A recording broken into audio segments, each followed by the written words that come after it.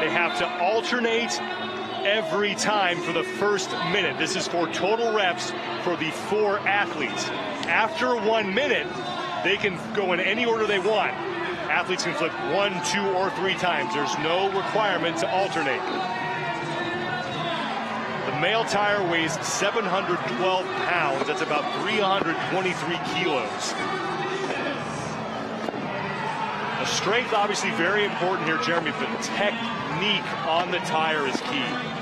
Without a doubt, we teach this in the CrossFit Strongman seminar also. It's not about having to lift the tire per se as a deadlift, but driving that tire and getting a good purchase with those shoulders and wrapping those arms around and using those hips to full extension, and then getting underneath it and not lifting the tire, but making sure you've got enough hip extension and enough momentum to get that tire up and over.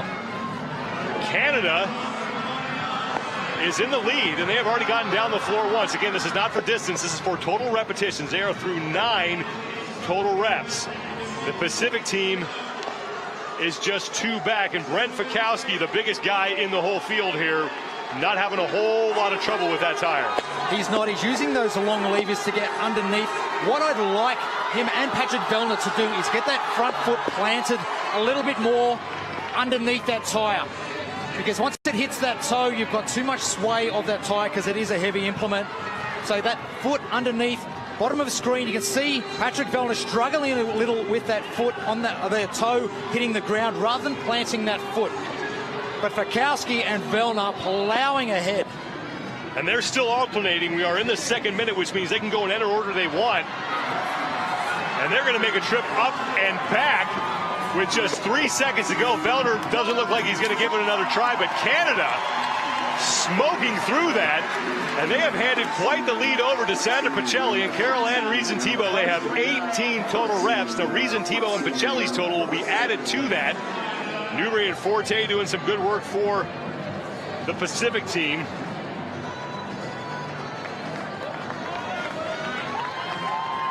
Looking to keep their team on top of the overall leaderboard. They came in with a six-point lead over the United States. Gee, they were consistent right through that. Just going rep for rep from the start. Fikowski even jumping in for a double at a couple of stages throughout that 2 minutes. And yeah, 2 seconds to go on the clock and they're happy. Great lead for them leading in to the 2 female athletes. Rob Forte and James Newbury for the Pacific team. They were able to move, but certainly not as quickly as the Canadians.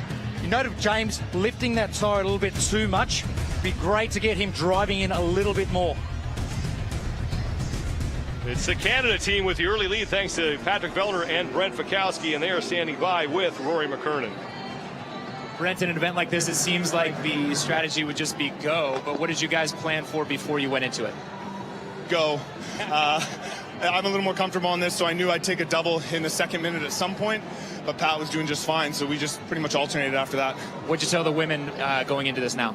We were going to try to give them a buffer as best we could, and we know they're going to be good at this as well, so we just told them to don't get frustrated and don't hesitate and just go for it. All right, thank you, gentlemen. Thank you. Sandra Pacelli and Carol-Ann Reason-Thibault have a 5-rep lead over the rest of the field.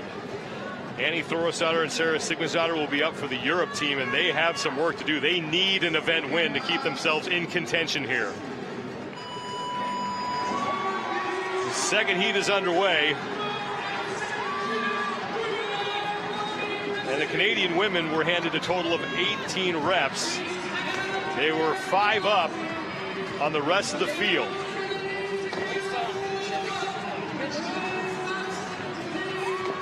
Carol-Ann Reason-Thibault flipping the tire over. And if you notice with Alessandra Pacelli, she is getting a lot of hip extension and it is bouncing off her leg as the tire comes up.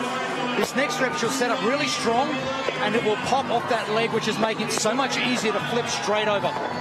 Canada now has 25 total reps. Europe is in 2nd place. That's good news for them. The Pacific team is in 3rd, and the United States is in 4th. The United States team cannot afford another 4th place finish in an event. That would pretty much knock them out of competition for the top spot on the overall leaderboard. They got a lot of ground to make up here, as they are 8 reps back of the leaders. Sandra Pacelli and Caroline Reason-Thibault have turned back, and now Pacelli can get to work as we are in the second minute. Annie going over. You just watch Sarah's setup. She lifts it. She's lifting it bit too much with those hips on the way up first rather than her chest. She gets that chest up a little bit more. That's going to be way more efficient and a lot less fatiguing to get it over. Someone forgot to tell Canada that they do not do well in these events, because right now they are in the lead. Caroline Reason-Thibault struggling a bit as Europe is 4 back. The Pacific team is in 3rd. The United States in the blue, they are in serious trouble right now. They are in 4th place, and Carrie Pierce can't flip it to Nil Reed Burline is back on it. And it's not going to matter, though, because the Americans will once again finish last in the event. Canada, though, picks up their first event win in an event that they were not supposed to do well in. So plenty of surprises here at the 2017 Reebok CrossFit Invitational as Canada keeps their title hopes alive. Europe finishes in 2nd. They needed that. The Pacific team suffers their worst finish so far as they're in 3rd, and it's the United States in 4th.